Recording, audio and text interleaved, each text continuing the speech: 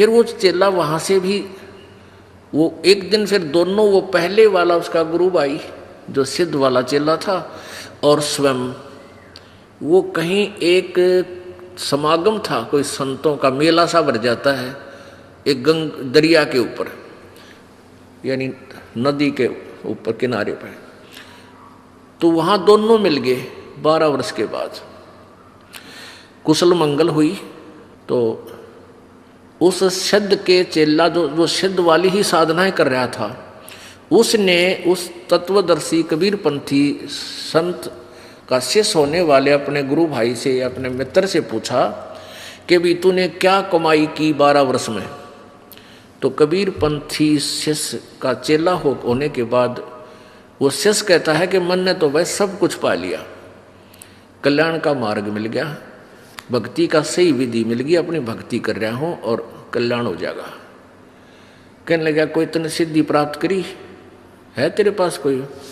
तो बोला भाई ये डड़े डोन की हमने कति जरूरत कोई नहीं। तो वो कहता है सिद्ध का चेला कि देख तने तो जीवन खो दिया अपना, और मैंने 12 वर्ष में सिद्धि प्राप्त की है। क्या की है?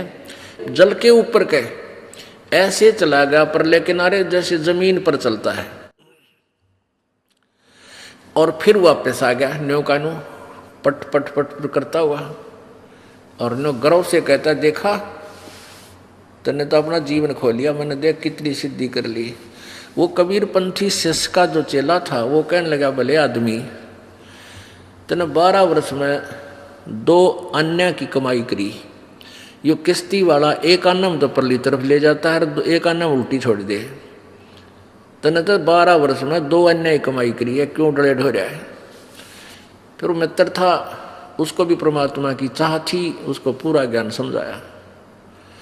तो वो भी कहने लगा भाई फिर मन तो जीवन खो दिया, मुझे भी अपने गुरुजी से मुझे भी ये नाम दिला दे, मेरा कल्याण करवा दे। फिर वो शिष्य रोने लग गया जो कबीरपंथी शिष्य का चेला था, फिर वो रोने लग गया। तो वो सिद्ध कहने लगा कि आप क्यों रो रहे हो? तो वो बोला कि वो कबीरपंथी संत बोला कि अभी ईब तेरा कल्याण हो नहीं सकता, मैं इसलिए रो रहा हूँ। अब वो चेला वो सिद्ध कहने लगा भी ऐसी कौन सी बात है, मेरा कल्याण ना हो, मैं ऐसा दुर्भाग्यशाली प्राणी हूँ क्या मेरा कल्याण नहीं होगा जब आपका हो गया? तो उसने कबीरपंथी संत ने कहा कि भाई मेरे गुरुजी शरीर छोड़ गए, यदि मैं तुझे उनसे नाम दिलाता तो वो है नहीं। तो वो इतना ज्ञान तो होता ही है। तो वो सिद्ध कहने लगा भाई वो किसी को अपना उत्तराधिकारी बना के गए होंगे, मैं उससे ले लूंगा नाम, मुझे कल्याण कराना है। कहने लगे तू उससे नाम ले नहीं सकता जिसको वो उत्तराधिकारी बनाकर गए हैं, क्योंकि वो सिद्ध जब वो एक गुरु के चेले थे दोनों, तो जो सिद्ध अभी भी सिद्धि ही कर रहा था वो सीनियर था, और वो कबीरपंथी शिष्य बना वो उस तो जूनियर था उस पहले वाले गुरु के। यहाँ सीनियर जूनियर की बीमारी सारा है। तो इसलिए उसने नो सोचा कि यो सीनियर है मेरे तर मन ने मेरे पास यू नाम ले नहीं सकता, और ले लेगा तो यू कर नहीं सकता, क्योंकि इसके मन में यू काटा खटकेगा कि तुम मेरे पास बाद का लगा हुआ है, इसलिए रो रहा था। तो वो सिद्ध कहने लगा कि भाई ऐसी बात नहीं है, मैं नाम लूंगा, मैंने तो अपना कल्याण करवाना है। मेरे समझ में आ गई तेरी बात सारी, कति डड़े डोल दिए, मैंने जीवन खो दिया, घर छोड़ा इसीलिए था कि भगवान पाऊं, और मैं पर रूपा किया। तो उसने कहा कि इस दास को आदेश देकर गए हैं, वो शरीर छोड़ गए थे, और मेरे से नाम आप ले नहीं सकते क्योंकि आप मेरे तो सीनियर थे। उसी समय वो सिद्ध पुरुष जो सिद्धि करता था, सिद्ध बना रहा था, अपने ही जूनियर के पैर पकड़ दिए, चरण टेक दिए, नु बोले रही सा सस्ता सौदा, घर का गुरु है, इस तो बढ़िया वस्तु और कहाँ मिलेगी, मैं आपका बच्चा और आप मेरे परम पिता। जब भक्ति करनी है, परमात्मा पाना है, तो इसमें मर्यादा भी तो रखनी पड़ेगी। आप मेरे गुरुदेव, मैं आपका बच्चा, मैंने नाम दे दे, रुका नहीं जाता। तो पुण्यात्माओं ऐसे हमने हर तरह से जो ना अपने आप को सेट करना पड़ेगा। हर प्रकार की बीमारी से निकलना पड़ेगा, मान से, बड़ाई से, ऊंच नीच से, इसे हटना पड़ेगा। तो यहां क्या बताते हैं, एक सिद्धि जल डूब न जाई, एक सिद्धि जल पैर न लाई, एक सिद्धि बो चोले धार है, एक सिद्धि नीतत विचार है। एक बार ये दास कुछ भक्तों को लेकर के सहारनपुर गए थे। सहारनपुर के अंदर एक विशेष स्थान है अपने परमात्मा का, और एक बहुत ही अनमोल उदाहरण है। संत गरीबदास जी, जिनको कबीर परमेश्वर प्राप्त हुए थे, मिले थे छुडानी गांव में। सतलोक से चलकर वो परमेश्वर आए थे, और गरीबदास जी गांव छुडानी, जिला झज्जर, हरियाणा, भारतवर्ष की भूमि पर सन 1717 में उनका जन्म हुआ था। गरीबदास जी का जब 10 वर्ष के हो चुके थे, वो गौवों के पाली गवाले थे खेतों में, वहां परमेश्वर आकर मिले थे। उसके बाद परमात्मा ने उनको साक्षात्कार कराया और अपना सतलोक दिखाया, जहां परमेश्वर रहते हैं, जहां से हम बिछुड़कर आए हुए हैं। तो आगे चल के गरीबदास जी ने परमात्मा कबीर जी की महिमा कलम तोड़ आंखों देखा हाल पूरा लिखा हुआ है, जिसको ग्रंथ सदग्रंथ साहिब हम बोलते हैं, जिनका ये पाठ चल रहा था 3 दिन उस अमरवाणी का।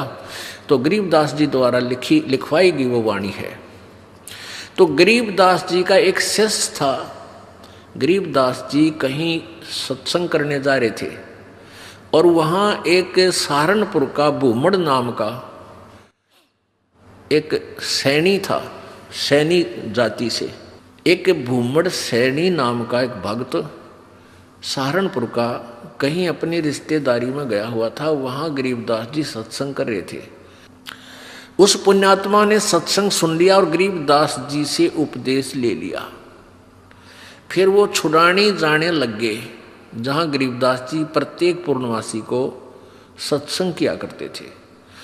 अब वो धीरे धीरे इतने प्रभावित हो गए वो भूमड़ जी, भूमड़ भक्त सैनी, के प्रतिदिन ना प्रति महीना सहारनपुर से चलकर छुड़ानी आने लग गए। पहले तो धीरे धीरे ज्ञान होता है, फिर इतनी श्रद्धा बन गई कि सहारनपुर से चलकर गांव छुड़ानी, जिला झज्जर में वो प्रत्येक महीना आते। पहले ना तो कोई कन्वेंस थी, ना कोई रास्ते थे, पैदल आना। सहारनपुर से चलकर, सहारनपुर से मेरे ख्याल में झज्जर छुड़ानी गांव 100 किलोमीटर से 150 से 200 किलोमीटर के आसपास है। अब वहाँ से पैदल चलना, और पहले वर्षा के दिनों में ये जैसे बीच में दरियाएं बहा करती थी, उन पर कोई पुल भी नहीं था, वो आते थे। वो ऐसे पिछले 1 वर्ष से ऐसा उसने प्रक्रिया कर ली। अब गरीबदास जी ने कहा, बेटा ऐसे दुख ना पाया कर, तू 1 आधा महीना छोड़ कर आ जाया कर। नहीं बोला, गुरुजी मेरे पर डटया नहीं जाता, मुझसे रुका नहीं जाता। तो गरीबदास जी बोले, कोई बात ना, ले बेटा तेरी मौज है। अब क्या हुआ कि गरीबदास जी ने भादुआ सुदी दूज को शरीर छोड़ना था। उससे पहले उस भगत से कह दिया, बेटा अब तू यहां मत आना, ये मेरा ऑर्डर है, आज के बाद यहां नहीं आएगा। अब भूमड़ रोने लग गया, भूमड़ भगत रोने लग गया। काफी रोता रहा कि गुरुजी ने भाई बड़ा आदेश दिया, क्या बात है, मेरे से कोई त्रुटि बन गई, कोई गलती होगी मेरे से। परमात्मा गरीबदास जी बोले, बेटा क्यों रो रहा है? कि जी यूँ रो रहा हूँ, मुझदास से कोई गलती तो नहीं बन गई, आपने यहाँ न आने का, आपके दर्शन ना करने का आदेश दे दिया। परमात्मा ने कहा, गरीबदास जी ने कहा कि दर्शन ना करने का आदेश नहीं दिया मैंने, यहाँ न आने का आदेश दिया है। मैं तेरे पास वहीं आऊँगा बेटा। बालक मैंने शादी कर दी, 4 लड़के थे, 2 लड़की गरीबदास जी के पास संतान थी। लड़कियों ने शादी नहीं करवाई, ब्याह नहीं करवाया था, वो आजीवन ब्रह्मचारी रही थी अपनी भक्ति की। 4 बच्चों का ब्याह कर दिया। अब मैं फ्री हूँ बेटा, वहाँ आऊँगा तेरे पास, और तेरा बाग है बताते हैं वहाँ। अच्छा हाँ जी, आपकी दया है, आपकी कृपा से ही तो सब कुछ हो रहा है। तो भाई उस बाग में मेरी एक झूपड़ी डाल दिए बेटा, मैं भी अपना भजन करूँगा और तेरे को सेवा दर्शन हो जाएंगे। तो बड़ा खुश होया और वापस चला गया। अब इंतजार कर रहा है, गुरुजी आए नहीं। उधर क्या हुआ, गरीबदास जी ने वो शरीर छोड़ दिया भादुआ सुदी दूज को सन 1778 में। तो 6 महीने हो गए। अब भूमड़ वहां रोए जैसे धर्मदास जी रोया करते तरफ में, और इतना बुरा हाल हो गया, हे भगवान क्या हो गया। और उधर से उसका बाग सूख गया, बाग कति सारे में कीड़ा लाग के कति सारा सूख गया। उसने सोची भाई मेरे भगवत जरूर अवश्य गलती बनी है जब गुरुदेव ने मुझे वहाँ दर्शन करने की मनाही कर दी, और इधर से यहाँ मेरा बाग सूख गया। अपने आप को कोस रहा है, अपने अवगुणों को ढूंढ रहा है, मैंने कौन सी गलती ऐसी कर दी जो गुरु जी रूस के मेरे थे। तो 6 महीने रोता रहा। बसंत पंचमी के दिन गरीबदास जी भादुआ में शरीर छोड़ के बसंत पंचमी के दिन उसी शरीर में 61 साल की आयु के शरीर में, और वह भूमड़ के घर पर जाकर सच्चाई बोल दी। अब भूमड़ चरणों में पड़कर खूब रोया, है भगवान मन तेने सोच ली थी कि मेरे से कोई गलती बन गई गुरुदेव, आप रुष्ट हो गया, पाए कोई ना। गरीबदास जी बोले भाई कोई बात ना बेटा, थोड़ा सा लेट हो गया, मैंने काम हो गया था। और भाई मेरा जो ना उस बाग में झूपड़ी डाल दे, जो तेरे बाग है ना, या घर में तो मैं नहीं रह पाऊंगा, वहाँ के एकांत में भगत भजन कराया करूँगा। तो भूमड़ बोला महाराज जी वहाँ तो बाग तो सूख गया। गरीबदास जी बोले सूख के बाग में झोपड़ी डाल दे मेरी, कोई बात नहीं। अब गुरु जी की आज्ञा पाकर उसने वहाँ एक झोपड़ी एक हट बना दी फूस फास डाल के। अब ते पाछे वो सारा बाग हरा भरा हो गया। गरीबदास जी वहाँ बैठते ही सारा नगर देखने आया, वो पूरा शहर देख, छोटा गांव था जब ये शहर बरवाड़ा जितना, सहारनपुर, यानी 200 वर्ष पहले की बात है। तो सारा गांव नगर देखना आया, और बहुत से उस चमत्कार से भाई भूमड़ कहे मेरे ये गुरुजी हैं जिनकी मैं रोज महिमा गाया करता था, ये बड़े सिद्धि युक्त हैं, बड़े पहुँचे हुए महात्मा हैं, और भाई बहुत से मुसलमान और हिंदू गरीबदास जी के शिष्य वहाँ हो गए। अब क्या बात है कि वहाँ ये दास क्या बताना चाहता था, एक सिद्धि बहु चोले धारे, एक सिद्धि नी तत्व विचारे। वहां एक लाल दास नाम का सिद्ध पुरुष था, उसका भी जहां गरीबदास जी का आश्रम बना हुआ छोटा सा, जहां उन्होंने दोबारा शरीर छोड़ा था, उसके साथ में ही 300-400 फुट की दूरी पर लाल दास जी का बहुत बड़ा मंदिर बना रखा है। वो शिव विष्णु पुजारी था।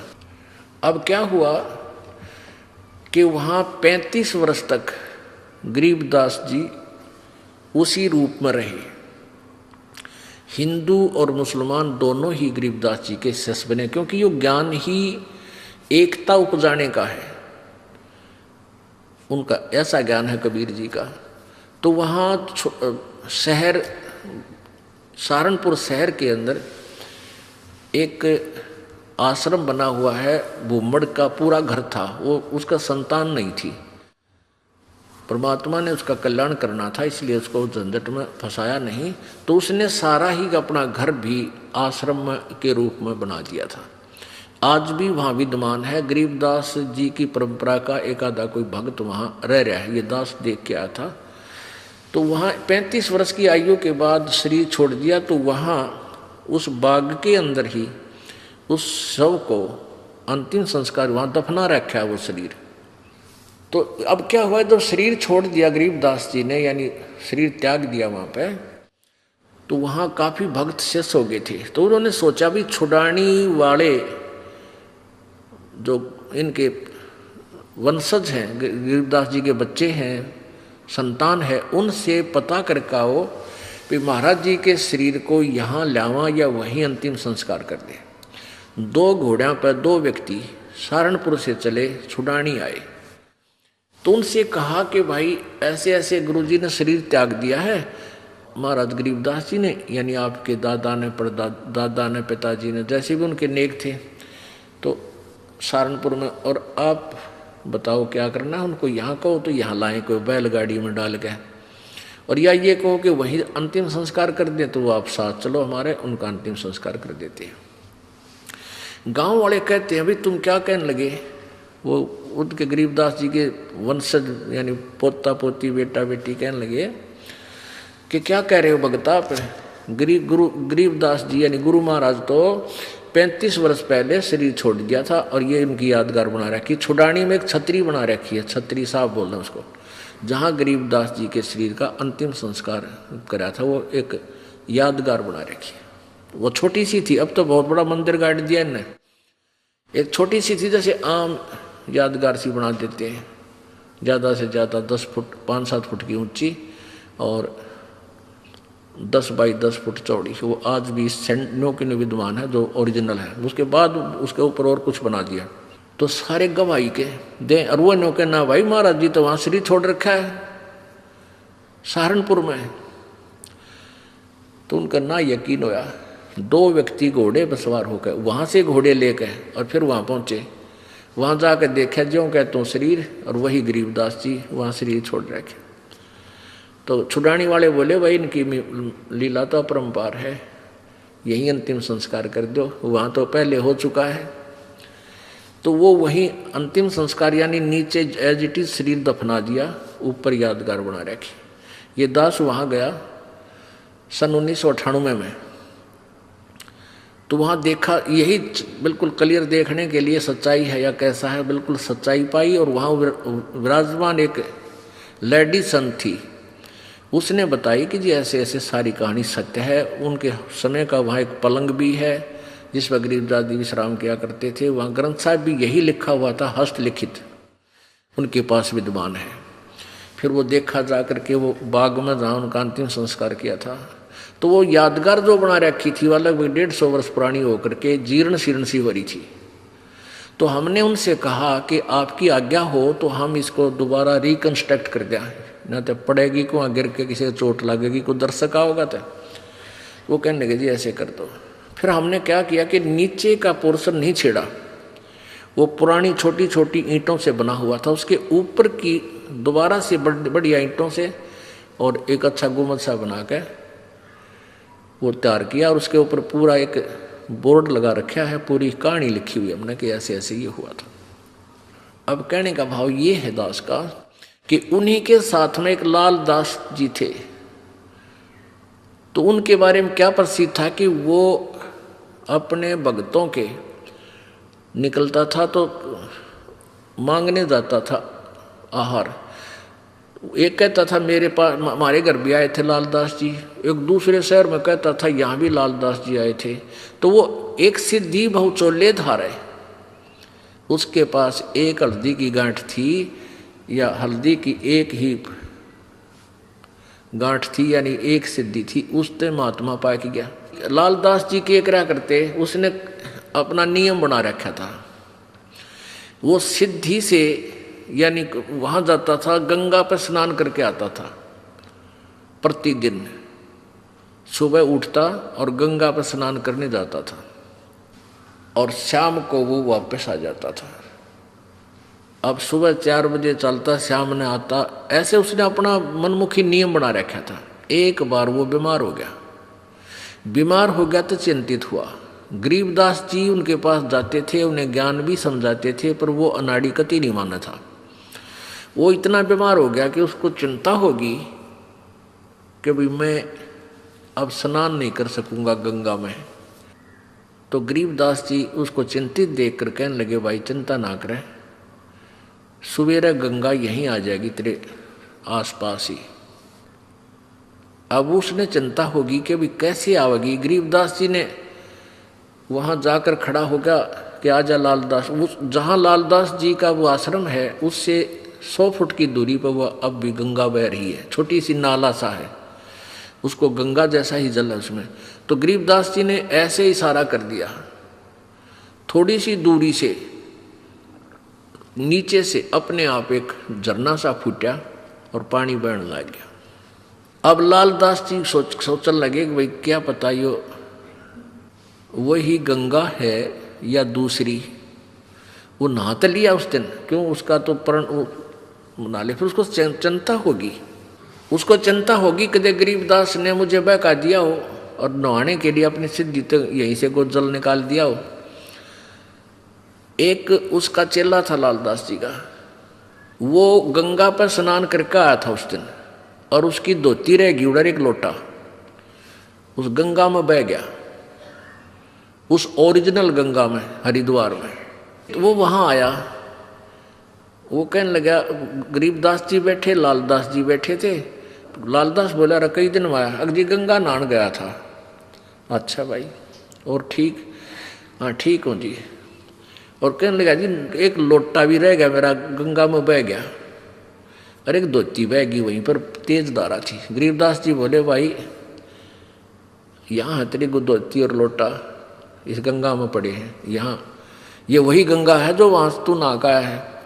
अब लालदास जी ने सोचा, भाई जय इसके धोती लोटा यहाँ पा गए तो सचमुच या वाह गंगा है।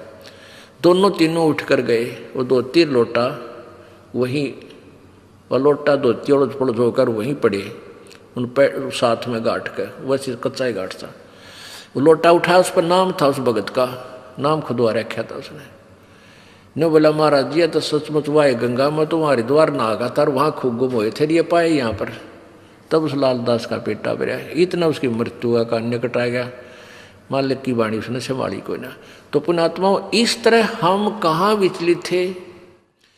और संत सब कूप है, केते सरिता नीरी, दादू अगम अपारे है, ये दरिया सत्य कबीरी। ईश्वरीय शक्ति से युक्त बहुत से संत आपको मिलेंगे। अब जैसे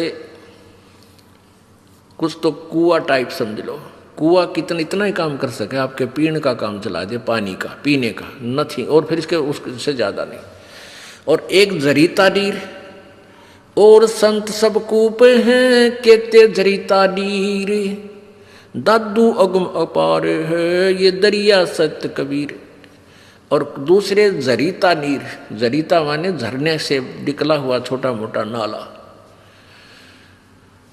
और कबीर परमात्मा को दरिया समझो कि दरिया में नदी से कितना तन पानी परियो, जल प्रयोग करो, चाहे नहर भी निकाल लो और पशु भी नहा धो लो, उसमें सिंचाई भी कर लो, तो भी जल अंत नहीं होता। यानी पूर्ण समर्थ है कबीर जी। और भी संत छोटी मोटी सिद्धियों से ईश्वरीय शक्ति युक्त नजर आते हैं, लेकिन वो काम चलाऊ सरकार होते हैं। एक सिद्धि पांचों तत्नीरम, एक सिद्धि जो बजर शरीरम, एक सिद्धि पीवे नहीं खाई, एक सिद्धि जो गुप्त छिपाई, एक सिद्धि जो ब्रह्मांड चलावे, एक सिद्धि सब नाद मिलावे, एता खेल खिलाड़ी खेले, सो हम हंसा पर गट बेले, 24 को ना दिल चावे, सो हंसा शब्द अतीत कहावे। अब भक्त के लक्षण बताते हैं कि इन 24 को भी कोई भक्त इच्छा नहीं करेगा, वो भक्त है, वो शब्द अतीत है, वो परमात्मा का प्यारा है, वो मोक्ष प्राप्त करेगा, इन सिद्धियों में कभी भी नहीं उलझे। प्रसिद्धि पूर्ण पटरानी, सतलोक की कहूँ निशानी। कबीर परमेश्वर के पास इन सब सिद्धियों की माँ, यानी सब सिद्धियों की जननी, पूर्ण सिद्धि, प्रसिद्धि पूर्ण पटरानी, और सतलोक की कहूँ निशानी। सतलोक सुख सागर पाया और सतगुरु भेद कबीर लिखाया। हमारे सतगुरु कबीर परमेश्वर जी ने ही हमें इस ज्ञान को दिया। परमहंस देखो परवाना, जन कहता दास गरीब दीवाना। कि आप परवाना माने वो परमात्मा का वास्तविक संदेश, यथार्थ ज्ञान समझो, उसके आधार से भक्ति करो, तब तुम्हारा मोक्ष होगा। अब परमात्मा पाने के लिए हमारे अंदर कितना समर्पण होना चाहिए।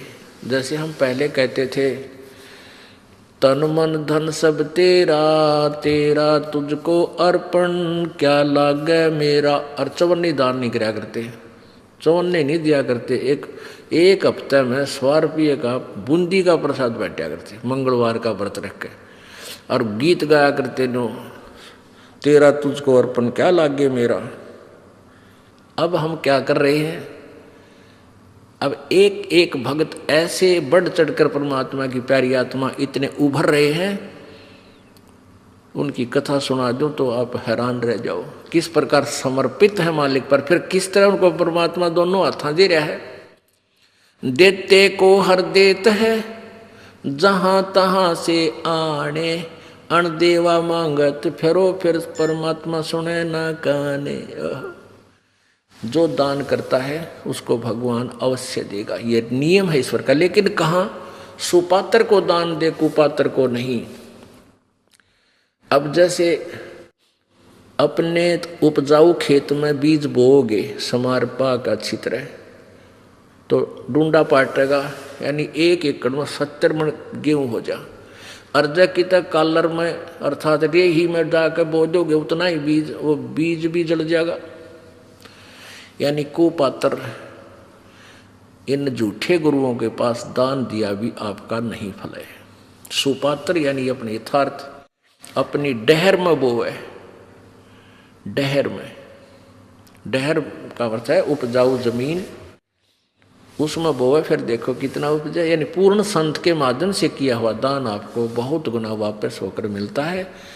और नी इच्छा जो दान करते हैं बगैर किसी मनोकामना के, उसके दोनों फल हैं। वो भक्ति में भी उसका जो है ना फल मिलता है, भक्ति में भी वो ऐड हो जाता है।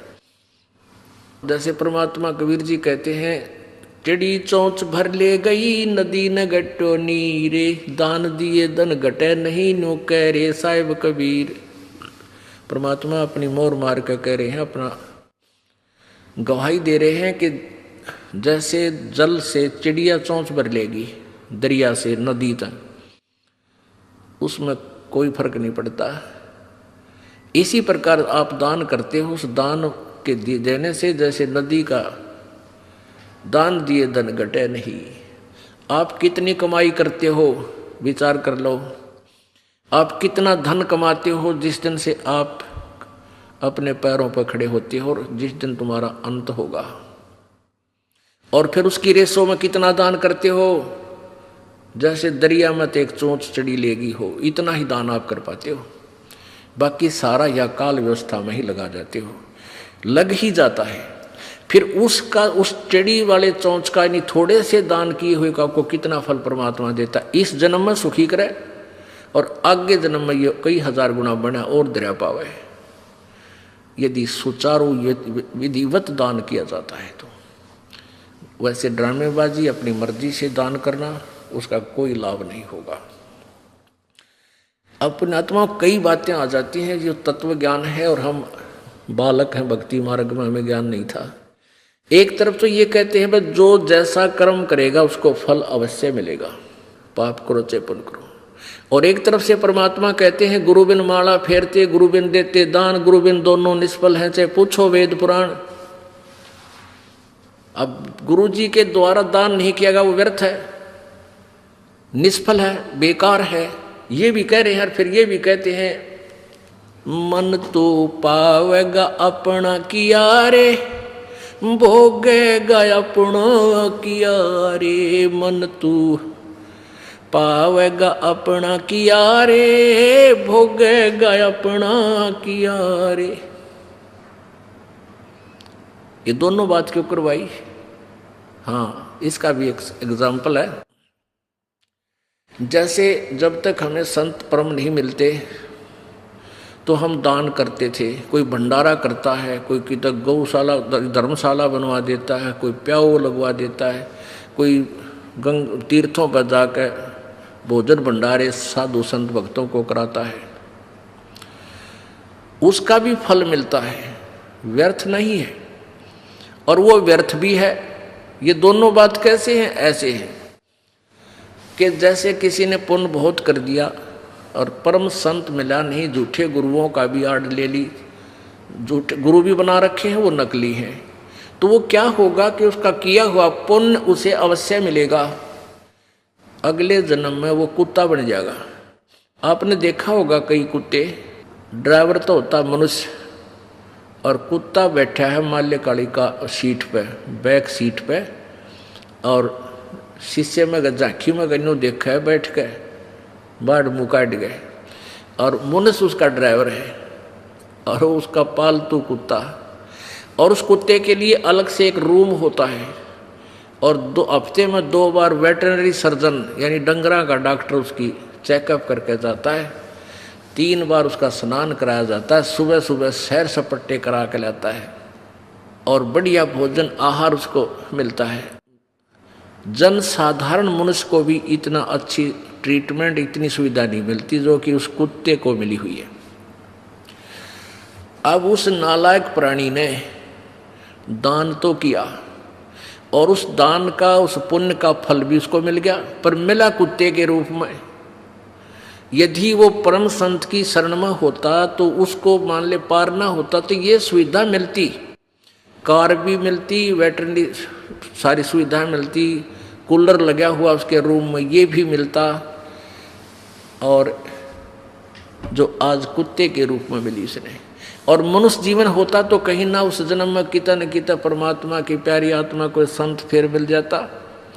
अब उसने दान किया, वो किया हुआ कर्म मिला, अपना किया हुआ पा लिया, लेकिन कुत्ते के रूप में। आज तो उसने सारी सुविधा मिल गई, जो दान पुण्य किए थे भंडारे भंडूरे, और अगले जन्म में वो सूअर बनेगा। फिर क्या मिलेगा? फिर वो मिलेगा जो बता भी नहीं सकते हम, यहाँ कहते विश्रम आवे, वो मिलेगा उसको खाने के लिए। तो कहने का भाव ये, परमात्मा हमें हर तरह से चौकस करना चाहते हैं कि जो तुम कर रहे हो फल वो भी मिलेगा, लेकिन वो फल यूजलेस होगा। गुरु बिन माला फेरते, गुरु बिन देते दाने, गुरु बिन दोनों निष्फल हैं, चाहे पूछो वेद पुराण। अब परम संत की शरण में आने के बाद और मोक्ष मार्ग की जो इच्छा रखते हैं उनको कितना समर्पण करना चाहिए। तन मन शीस ईश अपने पे, तन मन शीस ईश अपने पे, पहले में चोट चढ़ावे जब कोई राम भक्त गत पावे हो जी, जब कोई राम भक्त गत पावे हो जी। तन मन शीस ईश अपने पे, तन मन शीस ईश अपने पे, पहले में चोट चढ़ावे जब कोई राम भक्त गत पावे हो जी, जब कोई राम भक्त गत पावे हो जी। भाई सतगुरु तिलक अजप्पा माला, युक्त जटा रखवावे, सतगुरु तिलक अजप्पा माला, युक्त जटा रखवावे। जत को पीन सत का चोला, भीतर बेख बनावे जब कोई राम भगत गत पावे हो जी, जब कोई राम भगत गत पावे हो जी। भाई लोक लाज मर्याद जगत की, तृण ज्यों तोड़े बगावे, लोक लाज मर्याद जगत की, तृण ज्यों तोड़े बगावे। कामनी कनक जहर कर जाने, तब शहर अगमपुर जावे, जब कोई राम भगत गत पावे हो जी, जब कोई राम भगत गत पावे हो जी। कामनी कनक जहर कर जाने, तब शहर अगमपुर जावे, जब कोई राम भगत गत पावे हो जी, जब कोई राम भक्त गत पावे हो जी। तन मन शीस ईश अपने पे, तन मन शीस ईश अपने पे, पहलम चोट चढ़ावे जब कोई राम भक्त गत पावे हो जी, जब कोई राम भगत गत पावे हो जी। भाई जो पति व्रता पति से राती, आन पुरुष ना भावे, जो पति व्रता पति से राती आन पुरुष ना भावे, बस पीहर में सुरत प्रीतम न्यो कोई ध्यान लगावे, जब कोई राम भगत गत पावे हो जी, जब कोई राम भक्त गत पावे हो जी।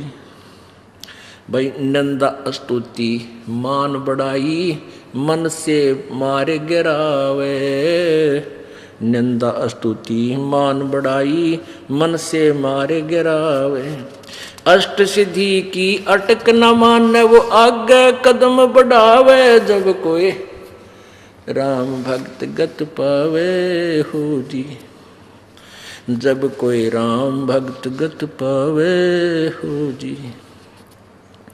भाई आशा नदी उलट के डाटे आडा बंद लगावे, आशा नदी उलट के डाटे आडा बंद लगावे, बवजल खार समुंदर माही बोहर ना खोड़ मिलावे, जब कोई राम भक्त गत पावे हो जी, जब कोई राम भक्त गत पावे हो जी। भाई गगन महल गोबिंद गुमानी पलक माहे पहुँचावे, गगन महल गोबिंद गुमानी गगन माहे पहुँचावे, नितानंद माटी का मंदिर ये नूर तेज हो जावे, जब कोई राम भगत गत पावे हो जी। अब क्या बताते हैं, देखो नितानंद जी ये विष्णु जी के उपासक थे, और जैसा कि आपको बताया जाता है कि खेल का मैदान है ये भगवान वाला। अब जो जिला स्तर पर खेलते हैं उनके भी नियम वही हैं, और जो इंटरनेशनल स्तर पर चले जाते हैं खिलाड़ी उनके भी मर्यादा और नियम यही होते हैं। तो ये सभी पर लागू है, ये इस तरह की जो क्रियाएं हैं तो सभी करेंगे तभी वो अपने इष्ट धाम को प्राप्त कर सकेंगे। पहले तो गुरु पूरा हो और फिर समर्पण हो। तन मन शीश कैसे देना होता है, सिर काट कर नहीं देना। एक गुरु के 4-5 चेले थे और उनको शिक्षा देते थे, यही सेम ही गाइड होता है, सबकी एक जैसी गाइडेंस होती है। भाई गुरु जी को की आज्ञा का पालन अवश्य करना चाहिए, तभी जो है शिष्य गुरु जी से लाभ प्राप्त कर सकता है। भाई जो गुरु बचन पे डट गे कट गे फंद 84 के, कट गे फंद 84 के।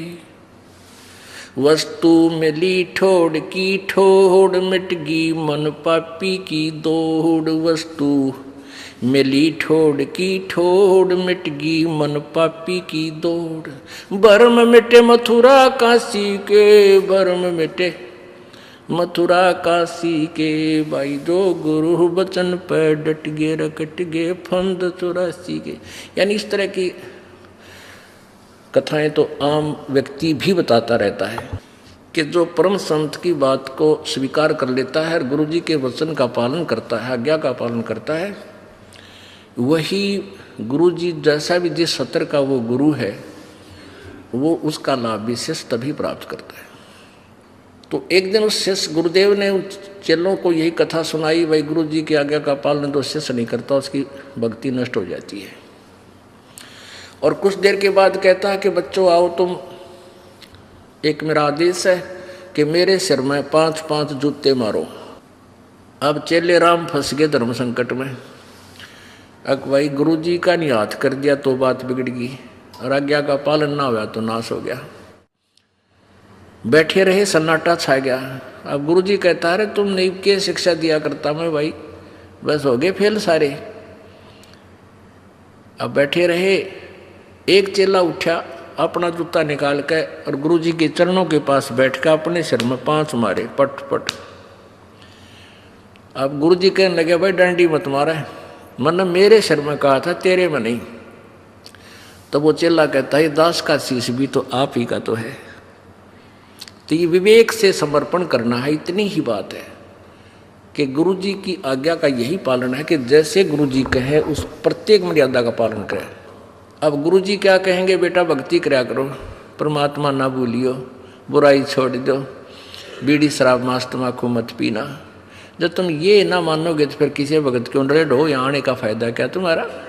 तो ये आज्ञा का पालन तक ये शीश देना है। और भाई सत्संग में जरूर आया करो, 100 काम छोड़ कर आया करो, ये आदेश होता है गुरु जी का। और यही पालन नहीं करोगे फिर भगत किसे, फिर लाभ इसे टिंडे मिलेंगे तुम न जिसे करोगे। अब क्या बताते हैं, तन मन शीस ईस अपने पे पहले चोट चढ़ावे जब कोई राम भगत कत पावे। यानी ये ब्लाइंड फेथ का मार्ग है, भक्ति मार्ग। ब्लाइंड फेथ गुरु जी पर करना होगा। अब इस ब्लाइंड फेथ का लाभ उठा लिया नकली गुरुओं ने। अब भगत श्रद्धालु चले जाते हैं, गुरु जी जो कहते हैं भाई सही है। देखा है लाखों करोड़ों शिष्य ऋषि नकलियां के फंसे बैठे हैं, उनकी कोई थ्योरी नहीं, ABC नहीं जानते वह, और वहाँ बेचारे नहीं बैठे रहते। वह गुरु जी जो कहते हैं सही है, क्योंकि वो श्रद्धालु गणे हैं, वो पुण्य आत्मा ज़्यादा है।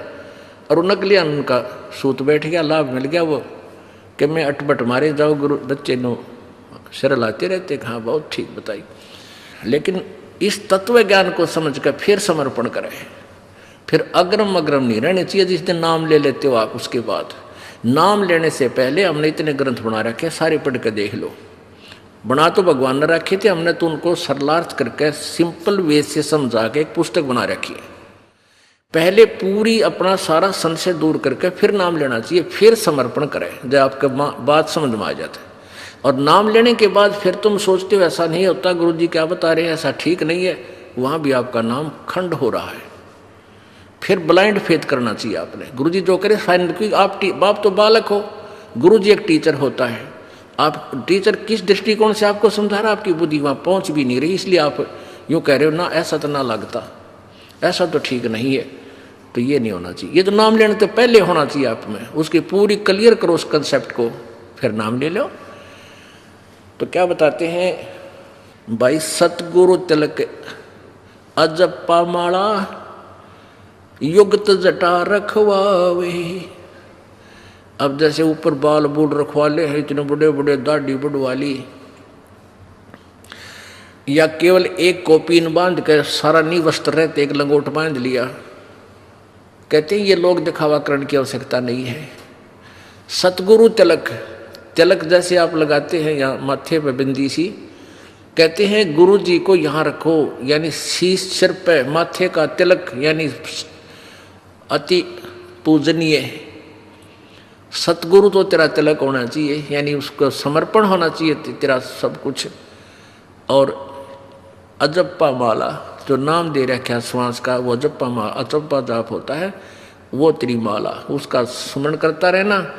और युक्त जटा रखवावे, युक्ति जो साधन गुरु जी ने बताया है, जो विधि बताई है, वो तेरी जटा है, उसकी उसी तरह तू चल, यानी ऊपरली जटा की जरूरत नहीं।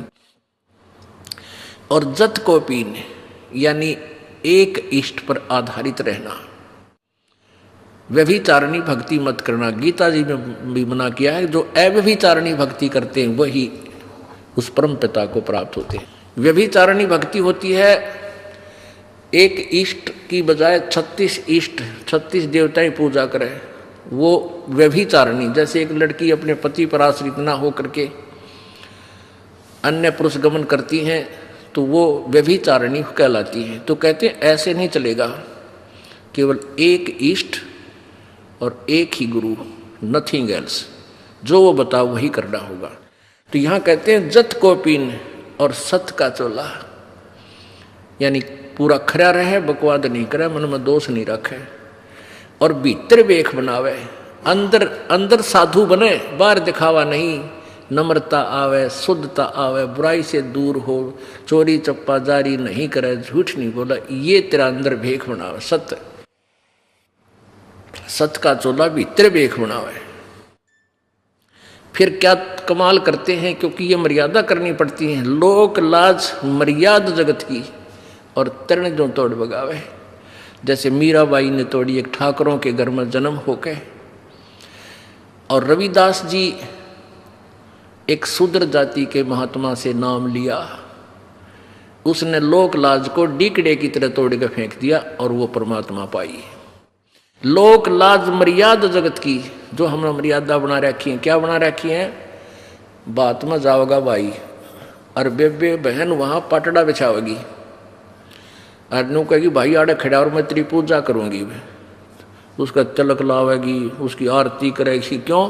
एक 4 अन्य फालतू दे दे भाई, सारा रोला यूँ है। अरे ओ भाई पहले भी वही था, आज भी वही है। आपका बहन भाई का एक नाता विशेष हो है और बहन का हक है आप भाई जावे अपनी बहन के दुख में पहले दुखी हो जाकर बात वाले दिन क्यों ड्रामा करे। पहले पूछा बेबे इतने पैसे की आवश्यकता वो बता, और चीज़ चाहिए वह बता, उसकी आवश्यक वस्तु पहले ही प्रबंध कर दे, उस दिन ड्रामा नहीं करे। तो ये इस तरह की जो कहानी है ये लोक लाद, ये मर्यादा जगत की बनाई हुई मर्यादाओं को ये नहीं करे।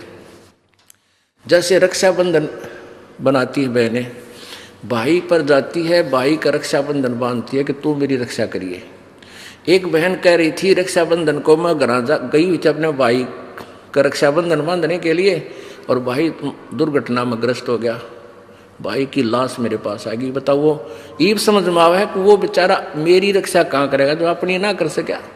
तो क्यों ना उस परमात्मा के बांधे हम जाकर रक्षाबंधन कबीर परमात्मा की शरण में आए, उस सूत्र से बंध जाए जो सबकी रक्षा करता है। तो इस तरह की जो मर्यादाएं हैं ये हमने तरण की तरह यानी डीकड़ा सा तोड़ कर फेंकना पड़ेगा। जो पति बरता पति से राती आन पुरुष ना बावे, कैसे साधना करते हैं। कहते बस है पीहर में सुरत प्रीतम में नो कोई ध्यान लगा। ये हमारा मेडिटेशन। जैसे लड़की का ब्याह हो गया, शादी कर दी, पति के पास चली गई, फिर वह महीने 20 दिन के अपने घर के लिए अपने पीहर आ जाती है, मायके आ जाती है, तो उसका एक पल भी अपने पति से दूर मन नहीं होता और ना घर क्या बेरा उसके मन में क्या सोच रही है, क्योंकि स्वाभाविक होता है।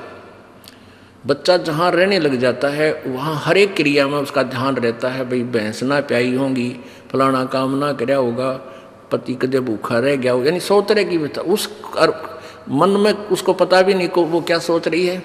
तो जो पति भरता पति से राती आन पुरुष निभावे, चाहे सोने का बन के खड़ा हो जाए दूसरा पुरुष, और पति भरता लड़की के मन में वो स्वप्न में भी नहीं आ सकता। तो ऐसे एक इष्ट और ऐसी लगन कि बसे पीहर में और सुरत प्रीतम में, भाई नो मेडिटेशन लावे। ये है मेडिटेशन हमारा। भाई नंदा सतुति मान बढ़ाई मन से मारे गिरावे। मान लिया आपकी कोई निंदा करता है, करने दे, बालक है इसने इतना बेरा है। और कोई आपकी सुखी बड़ाई करता है, भाई वो बड़ाई करे समझ लो कि मैं मांगण आया तेरे पे, सीधा गायो। ये पति सीधी सी बात समझ लो संसारिक लोगों की। अगर आपकी बड़ाई करता है तो आपसे कुछ वस्तु उसने प्राप्त करनी है, ना तो यू कोई नहीं डूम की तरह गीत गावे। और वैसे कोई निंदा कर रहा है तू तो भाई न्यू करता है, कहाँ धके खान जावे है वहाँ के रखा है, देखो वो तीसरे दिन सत्संग में जावे है, वो निंदा करता है तो उसकी तरफ भी ध्यान नहीं दे, करने दे इसलिए करता रहेगा। इसको क्या पता बालक है। निंदा स्तुति और मान बढ़ाई मन से मार गिरावे, अष्ट सिद्धि की अटक ना माने आगे कदम बढ़ावे। इन 8 सिद्धियां बेरा था कि इन 8 सिद्धि भी आ जाता तो भी इसकी तरफ ध्यान नहीं दे, भक्ति में मोक्ष की तरफ चले। बोलो सतगुरुदेव।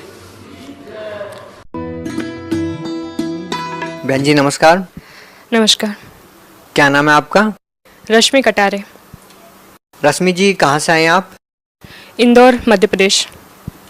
रश्मि जी, संत रामपाल जी महाराज से नाम दीक्षा लेने से पहले आप क्या भक्ति करते थे?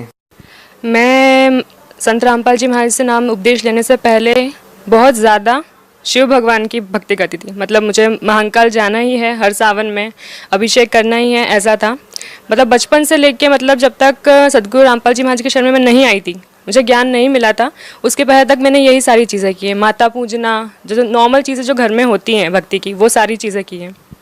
आप संत रामपाल जी महाराज से कैसे जुड़े? मैं सदगुरु रामपाल महाराज जी के शरण में, मेरे साथ क्लासमेट थे कॉलेज में राहुल जी, उन्होंने मुझे ज्ञान गंगा पुस्तक दी थी। पहले समझाया था कि ऐसा ऐसा ज्ञान है जो सदग्रंथों के माध्यम से संत रामपाल जी महाराज जी दे रहे हैं। उस वक्त थोड़ा गुस्सा आया था कि मतलब शिव भगवान से ऊपर किसी को मानती नहीं थी। फिर जब देखा, शुरुआत की पढ़ना ज्ञान गंगा, तो फिर सारी चीज़ें मिली, सत्संग की मुझे चिप मिली राहुल जी से। उसके बाद मुझे पूरा ज्ञान हुआ। मैंने गीता जी भी देखी जो संत रामपाल जी महाराज जी ने बता रखे थे सारे प्रमाण। उसके बाद मैंने संत रामपाल महाराज जी से अरदास लगाई थी, क्योंकि मेरे परिवार वालों से मैंने बोला था कि मुझे सतलोक आश्रम बरवाला जाना है। तो उन्होंने मुझे साफ मना कर दिया था कि नहीं, बिल्कुल भी नहीं। थोड़ा माने थे वो कि जाना है। उस वक्त मेरे पापा की तबीयत भी ख़राब चल रही थी। उन्होंने मना किया कि इसको भेज दो, फिर बोला कि नहीं भेजना नहीं है, किसी के साथ नहीं भेजना ऐसा। फिर मैंने कबीर साहब से प्रार्थना की थी कि परमात्मा मुझे आना है आश्रम में, सतलोक आश्रम में। फिर उसके बाद ऐसा चेंज हुआ कि मेरी फैमिली में मेरे पापा, मैं और मेरी मम्मा, हम तीनों बरवाला आश्रम पहुँचे। तो इस तरीके से मैं सतगुरु रामपाल महाराज जी के शरण में जुड़ी हूँ। रश्मि जी, आपने संत रामपाल जी महाराज से नाम दीक्षा ली, तो आपको उसके बाद क्या लाभ मिले? सबसे पहला लाभ ये हुआ कि सच्चे भगवान के बारे में पता चला, जो कि संत रामपाल महाराज जी ने सारे सदग्रंथों में से, चाहे वो हिंदू, मुस्लिम, सिख, ईसाई किसी के भी हों, उनमें से निकाल के हमें बताया है कि वो एक मालिक, जो हम बोलते हैं कि सबका मालिक कौन है, एक वो कबीर साहब है। उनके बारे में सारे प्रमाण दिए हैं। दूसरा ये कि जब मैं बरवाला आश्रम पहुंची थी, सतलोक बरवाला आश्रम, तो जब मैं संत रामपाल महाराज जी से आशीर्वाद लेने गई तो उन्होंने जब मेरे सिर पे हाथ रखा, क्योंकि मेरी पूरी बॉडी में मतलब तकलीफ़ें बहुत थी, बुखार, तो मतलब हर हफ्ते डॉक्टर के पास जाना है ऐसा था। बॉडी पेन, लेग दर्द होना, वो हमेशा रहता था। उसके लिए मेरी मम्मा पता नहीं घासलेट का तेल, पता नहीं क्या क्या मुझे लगाती रहती थी नानी जी से पूछ पूछ के। फिर जब उन्होंने मुझे सिर पर हाथ रखा सतगुरु रामपाल महाराज जी ने, तो मेरे शरीर में पूरे में थरथरी हो गई। उसके बाद से मुझे बॉडी पेन तो हुआ ही नहीं है। साल भर में एक बार कभी बुखार आ जाता है, फीवर आ जाता है, तो वो बहुत बड़ी बात है। उसके अलावा मुझे मतलब कभी बुखार नहीं आया। दूसरा लाभ ये कि नाम उपदेश लेने के 1-1.5 महीने बाद मुझे चिकन पॉक्स हो गया था, जिसे लोग मतलब माता निकलना कहते हैं। एक रात को मुझे बहुत ज़्यादा बॉडी पेन हो रहा था, मतलब ना मैं इधर हो पा रही थी और ना मैं इधर हो पा रही थी।